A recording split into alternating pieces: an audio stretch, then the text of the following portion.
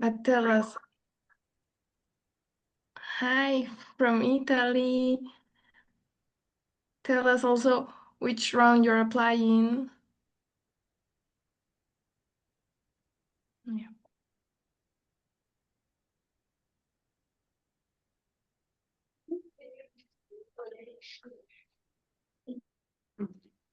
From Indonesia, New York, round 2. Great. Okay. Perfect. So let's start now.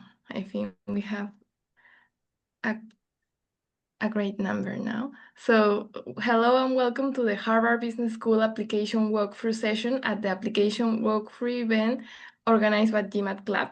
My name is Melissa Valdivia and I'll be your host today. It's my pleasure to introduce Susan Berishach from SIA Admissions. In this session, we'll walk through the MBA application process for HBS step by step, offering you practical insights on how to prepare a strong application. There will be time for live Q&A, so please submit your questions using the QA tab and feel free to upvote the ones you are most interested in. So let's get started. Thank you, Melissa. Hi, everyone. Welcome. I love the participation that I'm seeing here in the chat. So keep those details coming. So today we're going to be talking about the HBS application for the 2025-2026 application cycle, covering exactly what you need to know to craft a standout application. Now, as a reminder, we are going to have an essay discussion on August 12th. So we're not going to dive deeper into the essays per se, but we're going to cover the macro level application itself. I'll share also real client stories to help you understand what it really takes to go from a strong applicant on paper to a really compelling applicant that grabs the attention of the HBS admission committee. So our goal for you today is to leave with a bit more clarity on how to put together your HBS application, knowing, of course, that you're going to have a lot more details that you're going to have to put in that is, of course, unique to you and your experience. And of course, for those who want more, we do offer personalized support. People use the catheter break too. I think you guys are, your mic is on. If you don't mind muting, please. If I can read one, I spoil you. You are not strong. All right, we'll continue. So I'll show you how we can work together for your application to convert it, of course, from a competitive applicant to a really one that grabs the attention of the HBS admission committee. Melissa, are you able to mute? My family will never find out about this. You will be safe. Our people will be safe. Guys, if you don't mind, just checking your microphones to make sure you're muted, just because it distracts everyone who is here. Thank you. All right, let's continue. So this is how we're going to structure today's session. First, I'll walk you through the application portal itself. I didn't bring in screenshots just because we don't really need to go page by page, but I do have key points that we'll be discussing. Then we'll talk about why even highly qualified applicants get rejected from HBS. And I'll share insider strategies and client examples. And finally, we'll open the floor to questions. As I present, please feel free to write your questions that you have along the presentation. I don't know about you, but sometimes I think that I can remember everything and then I realize that I can't. So just write the question as they come along. Whether I answer it later on or not, it's okay. We'll go through the questions and obviously we'll see who upvotes which questions so we can make sure that we're answering those that are most pertinent to everyone. All right, so the HBS application is divided into multiple sections. When you create an account, if you haven't already, you will see that there are so many different tabs associated with different aspects of you and your application to HBS. So everything from personal background to professional history to your post-MBA goals. A few things to highlight is that your post-MBA goals are only 500 characters. And I say that because I see this even with my clients. Oftentimes they confuse characters with words, and 500 characters is about 50 words where you have to communicate what your post-MBA goals are. So what's important for you to know there is that that HBS expects a real clear and focused goal that they can quickly read and understand what you want to do, what you want to accomplish. So really make sure that you are putting the most important details in there without going too much into story necessarily. You are required to have 2 recommenders who endorse your application to HBS. And their feedback is, of course, critical to your candidacy. Now, if you're a dual degree applicant, you will have a 3rd letter of recommendation that comes once the interview invite is requested. So keep that in mind if you are applying as a dual degree candidate. We'll have the 3 distinct essay prompts, which are business-minded, leadership-focused, and growth-oriented. And of course, short answer questions that give a bit more color around who you are, how have your life experiences shaped you, and those kinds of details.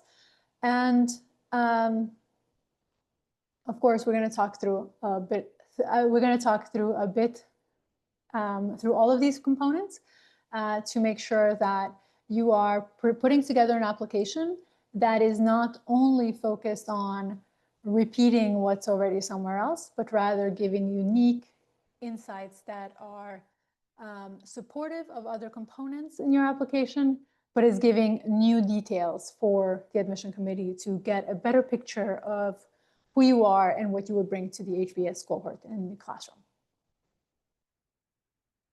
So let's look at these short answer questions, which are deceptively simple. And most applicants think that, I'm going to work through essays, and then last minute, I'll just put final details in the application portal. I sometimes have seen applicants, especially reapplicants who shared previous applications, that they wrote "C resume" in the job description component. Highly discourage going about it that way. These short answer questions are quite important in your overall story, because if you have an over-polished application, essays, and an underdeveloped application portal, then they're going to see that they're like 2 different people, right? That they're presenting themselves. So really important that you map and give yourself space to actually fill out these components. So we're going to start with the employment section, or the employment tab. For those of you who've had only a few jobs, this is great. But for those of you who had multiple jobs, more than 3, this means that you will have to decide which of the 3 jobs you want to highlight in your application portal. So you only have room for 3. HBS then asks you to briefly explain your role without jargon, even though they don't actually specifically say that, but that's your job to make sure you're not including jargon in there.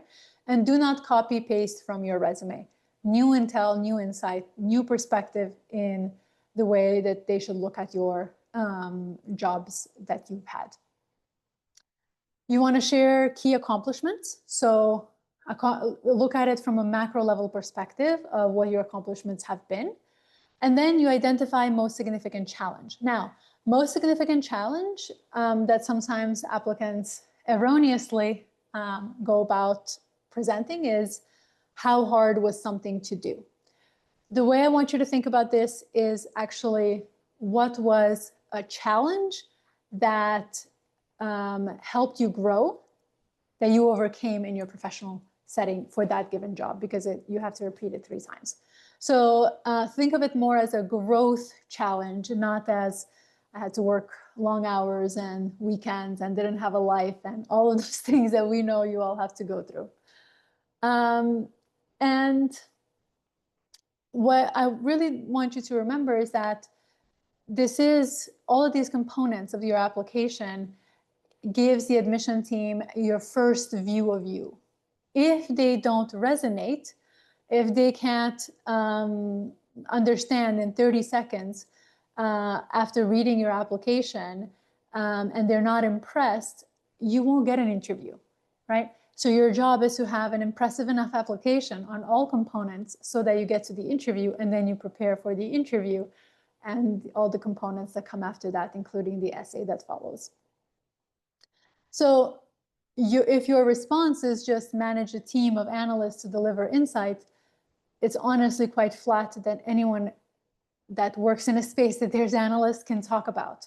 You want to show impact and a little bit of story in here because you have a bit of space. So something that reads more like led a 3-person team to build a market entry strategy that drove 15 million in revenue within 12 months. That is much more interesting.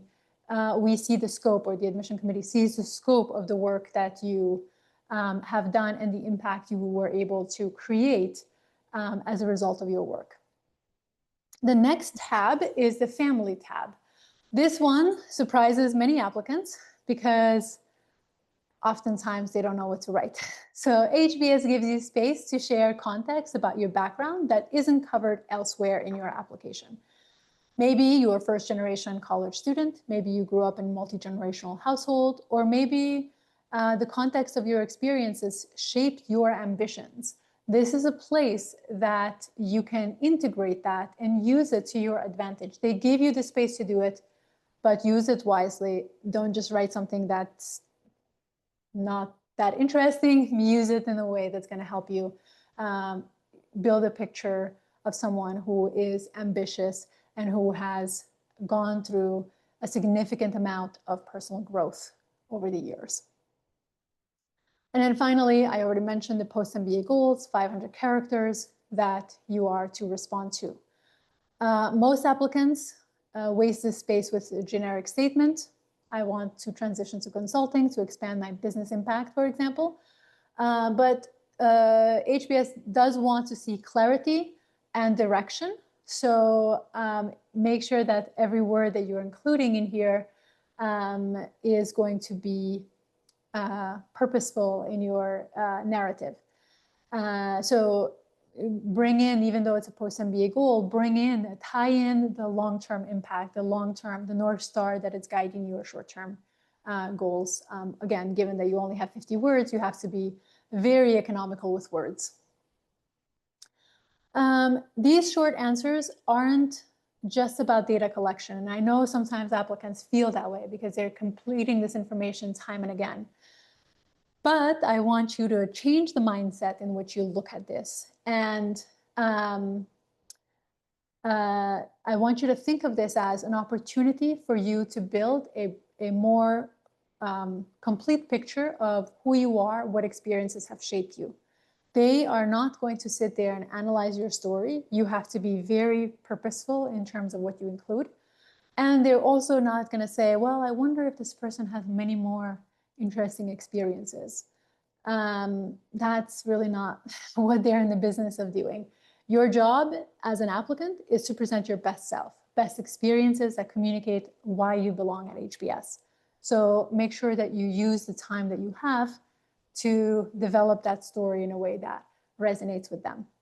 Because I can't emphasize enough how you approach these application components. It really does make or break your application, irrespective of where you're coming from, what your test scores look like. Now, if you look at the data, about 11% of applicants that apply to HBS get admitted. 89% that apply, who are really strong, they get rejected. So the most common mistakes that I see in applicants that are going through this process is that they write generic essays. Obviously, admission committees can tell when your voice isn't authentic. And they absolutely can tell and are looking to weed out applicants who haven't really been reflective in their applications or in their essays. So they're looking for more than just generic stories. And they're looking for more than just a goals essay. They're looking for transformed leaders who have made some tough decisions along their career. And those tough decisions have made them a better leader, a better teammate, a more impactful steward of the things that matter to them. Your job is to reflect deeply on what those experiences have been for you and communicate those throughout your application. The second kind of mistake that I see applicants make is that they over-rely on numbers. So above average GMAT and GRE scores, McKinsey, Goldman Sachs, household name companies. And they think that because, these are obviously, great organizations to work for, very coveted opportunities, that that's going to be enough. I will tell you, HBS has an opportunity to admit the best of the best. And they see many McKinsey and Goldman Sachs and Google and Meta and all of these companies, applicants who are vying for a seat at the HBS table. So that's not going to be enough. Your story is what's going to make you unique, and make sure you don't sound like your peer who sits 2 cubicles down from you. You have to be different. Then the third one is fragmented stories. So your goals, experiences, and essays are fragmented, of course. Your job is to weave all of those together into a cohesive narrative so that everything that they read makes sense in the context of your journey, in the context of the journey that you've come from, but also in the context of where you're going. So do pay attention to that. And sometimes when you work in silos, those pieces can be missed. And then finally, surface level recommendation. HBS needs to see depth, character, and conviction in how others advocate for you. That is really important. They are the only voices that they hear about you that is not you. So it's really important that others see you as someone who is deserving to be at HBS. So this is where definitely high caliber candidates benefit from expert guidance, and we bridge the gap between quality and compelling applicants. And if you want to talk about how we can do that, we'll have an opportunity to do so later on. So let me share a story of one of my recent clients. She came from luxury retail, had a philosophy undergraduate degree. So not consulting, not banking, not technology. On paper, she had strong academics, but obviously philosophy is not very quantitative at all, and neither did her job enable her to have a lot of quantitative experiences. In the early draft of her application, her story didn't really stand out. Now, when we work with clients that we say yes to, we say yes to only those individuals we believe we can tell a story. So we knew that there was a story there. So together we focused on what made her irreplaceable. Her deep experience in understanding consumer behavior at the top of the luxury market, and how that translated into her long-term vision of shaping the future of global retail strategy. That was what she was looking to do, and we really tied well her past to her future. And that's, of course, what got the attention of HBS. We used also her short answers to demonstrate leadership in action, her essays to reveal her mission, and her recommendation strategy to back up her character and influence in same alignment with how she was describing herself. So this is definitely the power of getting the story right and tying all the pieces together, not leaving any loose ends, if you will.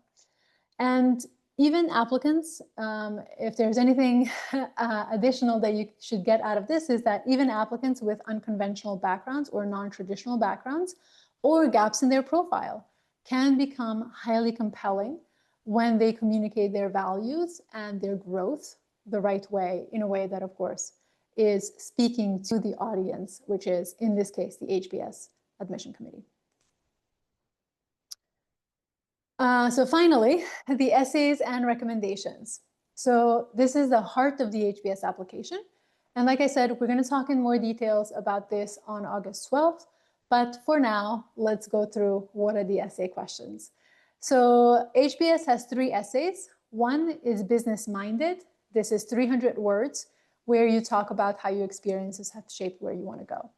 The leadership focus is focused on what kind of experiences have shaped how you become a leader, and growth-oriented, what opportunities did you take advantage of that had allowed you to grow. The latter 2 are 250 words, and the first one is 300 words. Here's the trap. Most applicants treat these as boxes to check, repeating what's already on their resume, or providing that generic response that a simple question can definitely sometimes trick the applicant who isn't paying attention in the context of the macro level picture you're presenting. The real key is to demonstrate self-awareness, that you have a vision, and that you are impact-minded in these applications. Then, in these essays. Then there is also the optional essay. This is where you have an opportunity to clarify any components in your profile. So if you had a low GPA, if you lost your job for more than 3 months, if there's any extenuating circumstances that you need to describe, but they only give you 75 words to do so. So this is not a bonus essay. This is an essay where you are really just explaining things. And for recommenders, HBS uses the GMAC Common Letter Recommendation format, which have 2 main questions, 1 optional question, and they have a lower than other schools, so lower than Stanford word count on these. So it's 300 for question 1 and 250 for question number 2.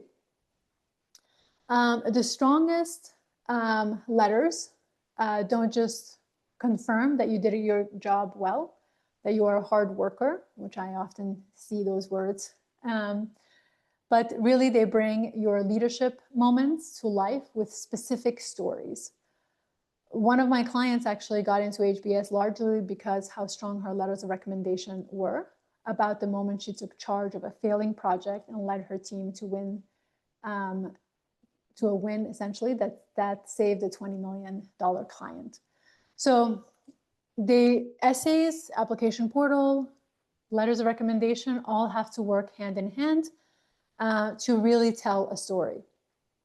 And this is definitely exactly where most candidates realize they need someone to help them decode what HBS actually wants to hear without scripting them, of course. And that's what we do here at CA Admissions. We do it really well. We have a 94% placement rate at the moment, which we're really proud of in the context of how closely we work with clients to support them on this journey. So if you are ready to position yourself as a truly compelling HBS candidate, especially those of you who are applying to round 2, we'd love to help. You can scan the QR code if you're on the desktop or go to caadmissions.com to request a one-on-one consultation. And this is where we can dive into your specific stories and set up for successful HBS and other M7 and top 10 applications. So now I'd love to hear from you, what questions you have. I think we kept it within 25 minutes, so we have 20 minutes left to answer questions. And I'm sure you have lots of them, so let's dive right in. Yes, Susan, we already have some couple of questions, so I'll help you with that. So it's a question from Harsh, a question about the letter of reference. What if the recommender doesn't have official mail ID? Can they use their personal Gmail account for the same? Yes, yes, they can use it. You will have to explain that in your application.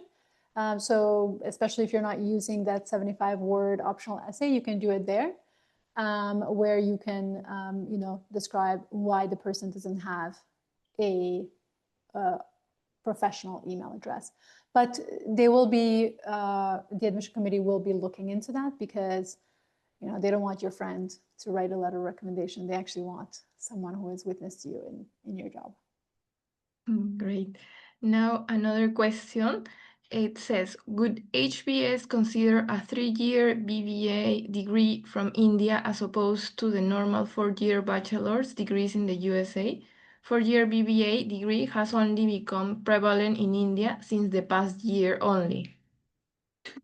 I honestly have to check on that. I believe if it's equivalent to a 4-year degree in the United States, then yes. If it's less than a 4-year degree, then no, you may have to take some additional courses to supplement that. I would advise, though, that you reach out to the admission team and clarify specifically your degree, specifically the program that you have attended, to make sure that you don't waste your time going through this process if they don't accept it. Okay, the next question, it says, how many people should I reach out for input on my app? I was thinking my parents and then 2 close friends as the deadline approaches, maybe a consultant for a final once over. Yeah. I will challenge that a little bit. I think leveraging your friends and your family, it's excellent because they know you, they know the stories of who you are. However, they are biased individuals because they know you, right? Because they care for you, because they really want the best for you. I would suggest actually going the opposite, the other way. So if you, I would test to make sure first that your strategy is correct, because you don't want to be editing an essay that is wrong from the beginning, right? A coach can't do anything with that, right? So if you reach out to a coach who doesn't know your story very well, which is going to be exactly what the admission committee is going to look at. They don't know you at all, right? Only know what you've prepared for them. They'll be able, and obviously the coach will know also what the HBS is looking for. They will know if you're going in the right direction. Once you have that foundation down, then you can leverage your family and friends to look at the materials over before you hit submit. The application doesn't need to necessarily be perfect, like error-free. I know when I applied to Yale, I was so afraid of that.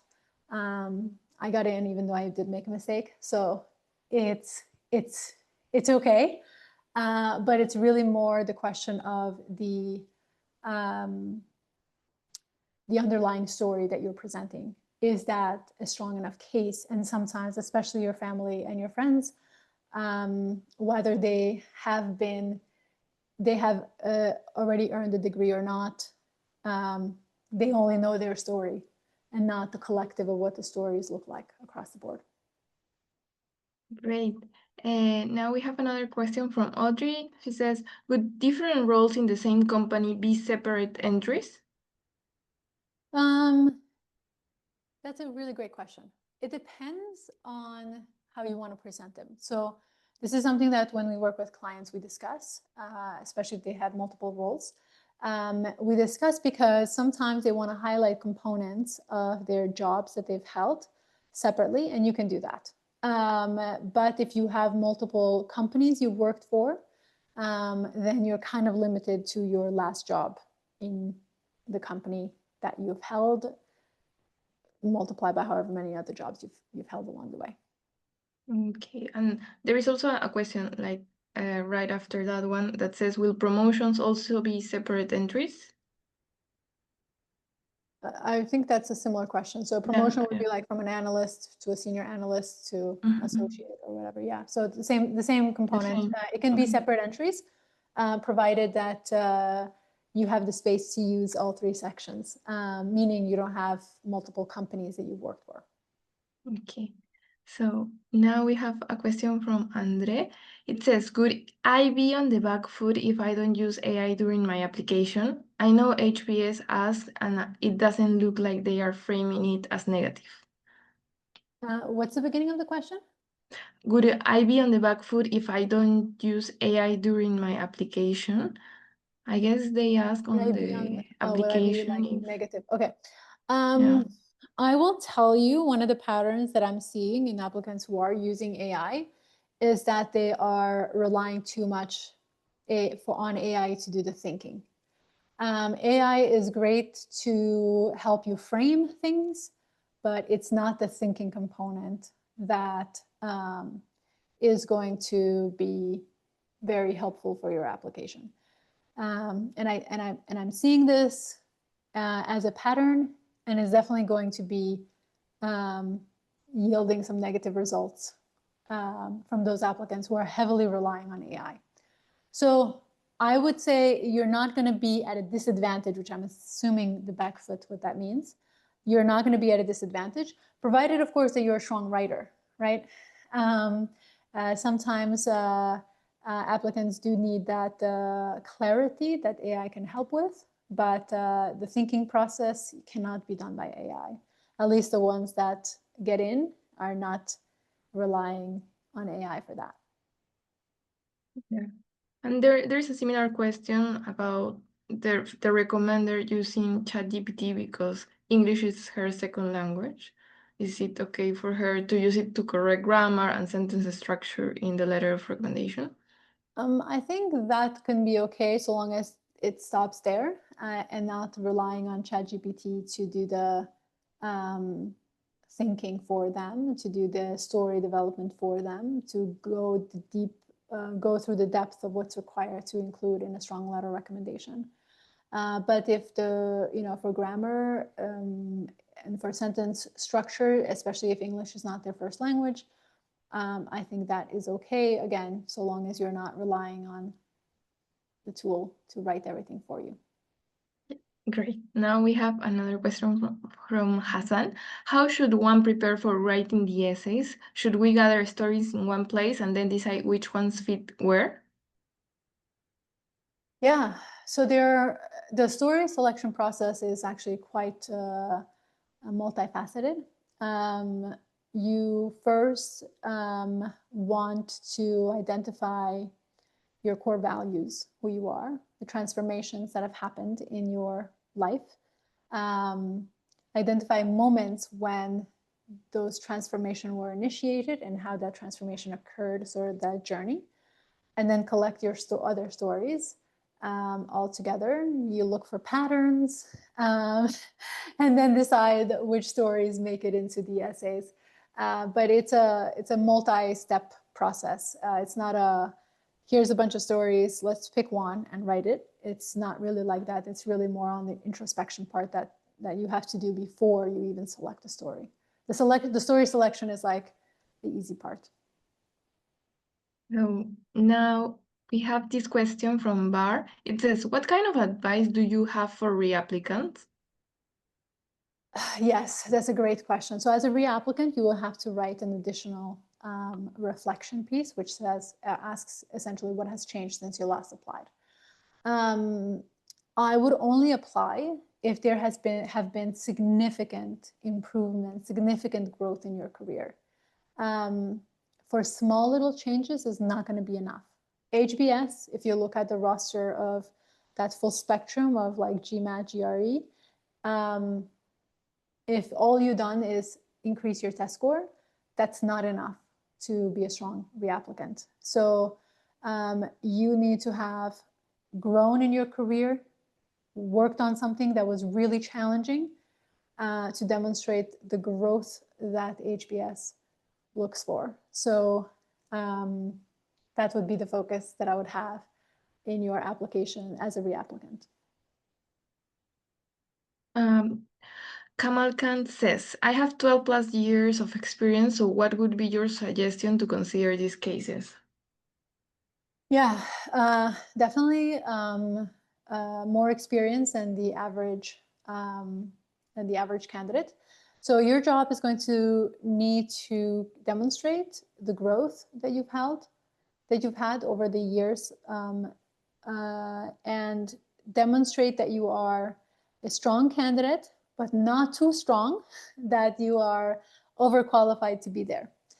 So you want to demonstrate also that you have the capability of adding value to the cohort in the discussion. Obviously, the HBS has a 100% case-based learning methodology, so you need to be able to bring a lot of value there. But don't make yourself too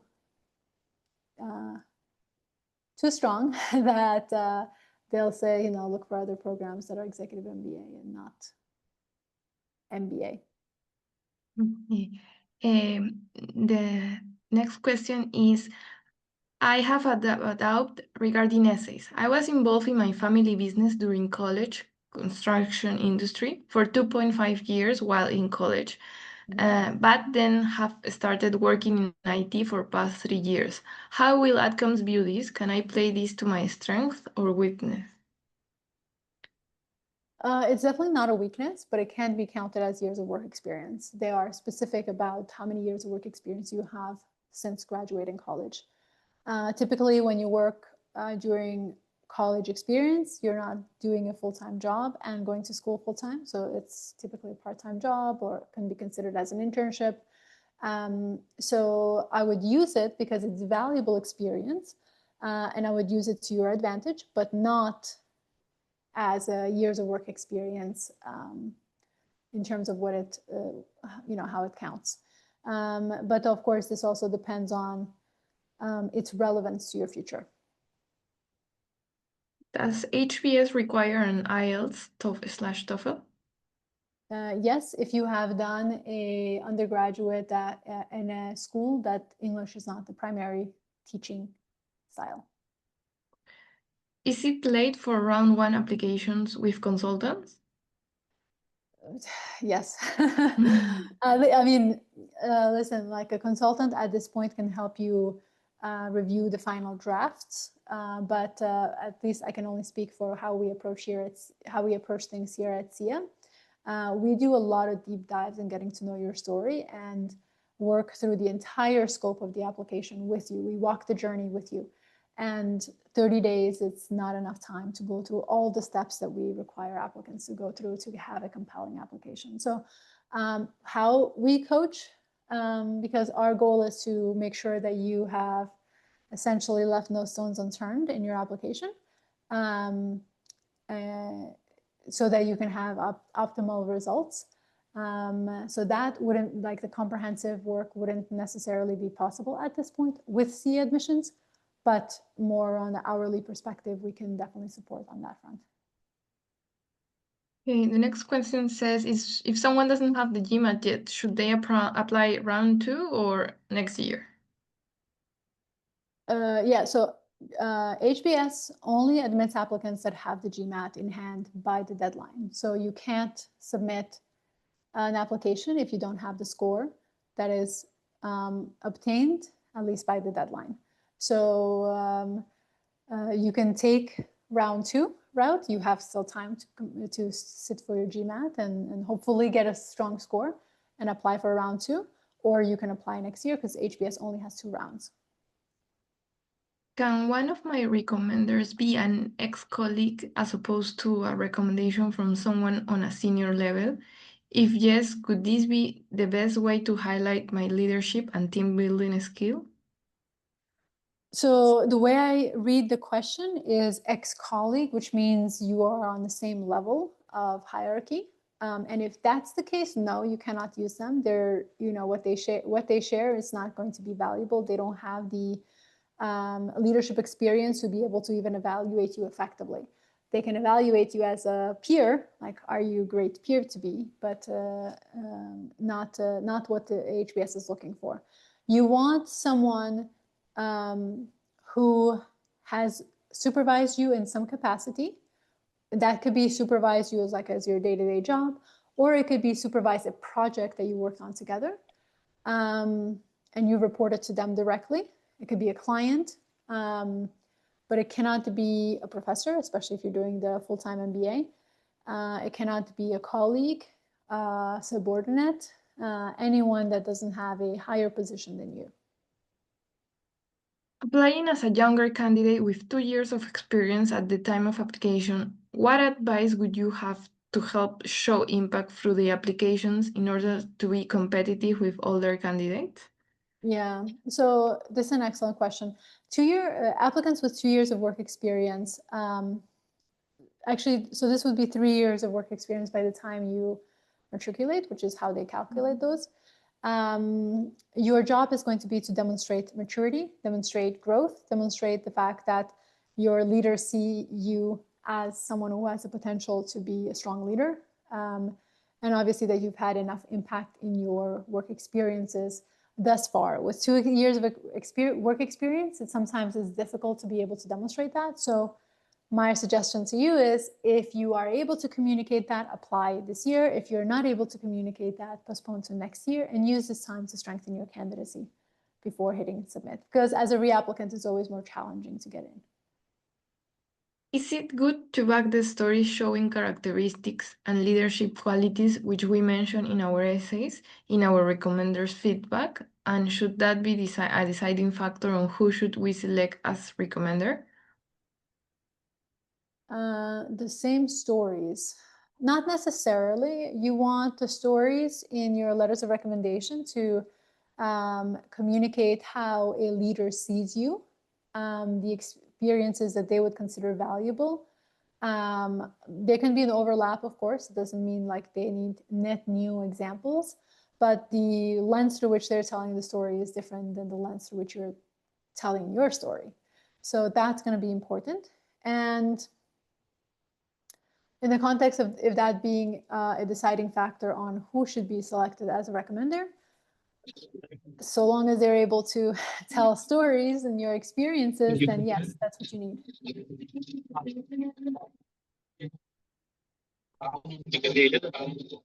I think we have someone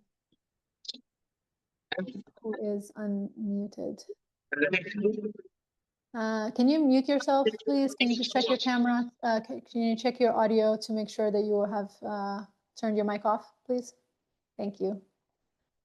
Okay, let's continue to the next question.